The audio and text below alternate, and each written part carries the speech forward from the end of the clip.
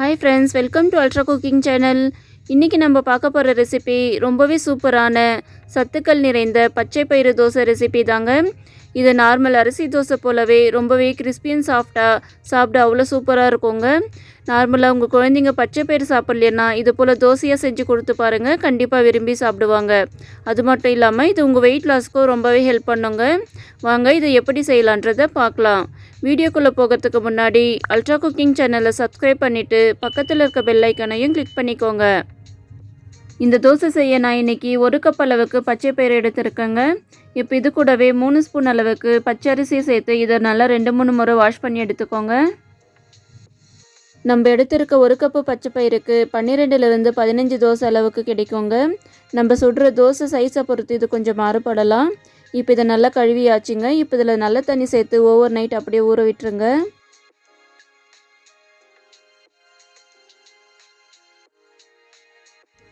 பாருங்கள், பச்சை பயிறு நல்லா ஊறி வந்திருக்கு.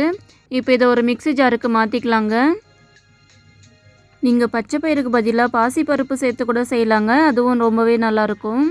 இப்போ இது கூடவே 4 அளவுக்கு பச்சை மிளகாய் சேர்த்துருக்கேங்க. உங்கள் காரத்துக்கு தகுந்த மாதிரி கூட்டி குறைச்சி சேர்த்துக்கோங்க. அடுத்ததாக ஒரு துண்டு அளவுக்கு இஞ்சி சேர்த்து கூடவே 3/4 டீஸ்பூன் அளவுக்கு சீரகம் சேர்த்துருக்கேன். அடுத்ததாக தேவையான அளவுக்கு உப்பு சேர்த்துக்கோங்க. கடைசியாக கொஞ்சமாக கொத்தமல்லி தழை சேர்த்து இதை கொரப்பாக அரைச்சி எடுத்துக்கோங்க. பாருங்கள், இந்த அளவுக்கு நல்லா கொரப்பாக அரைச்சி எடுத்துக்கோங்க. தோசை மாவு ரொம்ப நைஸாக இருந்தால் தோசை சாப்பிட நல்லா இருக்காதுங்க. இப்போ இதை ஒரு பாத்திரத்துக்கு மாற்றிக்கலாம். இப்போ இது கூடவே கொஞ்சமாக பெருங்காயத்தூள் சேர்த்து நல்லா மிக்ஸ் பண்ணி விட்டுக்கோங்க. உங்களுக்கு விருப்பப்பட்டால் இப்போ பொடியாக நறுக்கின வெங்காயம் கொத்தமல்லி சேர்த்து கூட மிக்ஸ் பண்ணிக்கலாங்க, அதுவும் தோசைக்கு ரொம்பவே நல்லாயிருக்கும். அவ்வளோதாங்க, இப்போ தோசை பேட்டர் ரெடி ஆகிடுச்சு. இப்போ வாங்க சுட்டு எடுத்துக்கலாம். இப்போ தோசை தவாவில் இது போல் லைட்டாக எண்ணெய் தேய்ச்சி விட்டுக்கோங்க. உங்கள் தோசை தவா சைஸை பொறுத்து இது போல் மாவு சேர்த்து நல்லா தேய்ச்சி விட்டுக்கோங்க.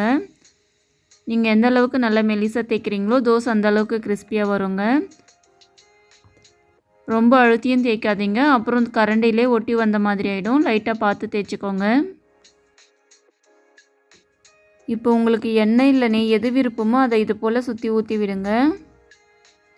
இப்போ இதை மூடி போட்டு ஒரு 2 நிமிஷத்துக்கு மீடியம் ஃப்ளேம்லேயே வேக விட்டுக்கோங்க. பாருங்கள், தோசை எந்த அளவுக்கு நல்லா கிறிஸ்பியாக சூப்பராக வந்திருக்கு. அதிகமாக அரிசி சேர்க்காமல் நல்ல ஒரு சத்தான தோசை இது போல் நீங்களும் வீட்டில் ஒரு முறை செஞ்சு பார்த்துட்டு எப்படி இருந்துச்சுன்னு மறக்காமல் கமெண்ட் பண்ணுங்கள். இப்போ மீதி இருக்க மாவையும் இதே போலயே சுட்டி எடுத்துக்கோங்க. இந்த ரெசிபியை வாரத்துக்கு ஒரு முறையாவது உங்கள் டயட்டில் கண்டிப்பாக சேர்த்துக்கோங்க. கண்டிப்பாக உங்கள் வெயிட் லாஸ்க்கு ரொம்பவே ஹெல்ப் பண்ணுங்க.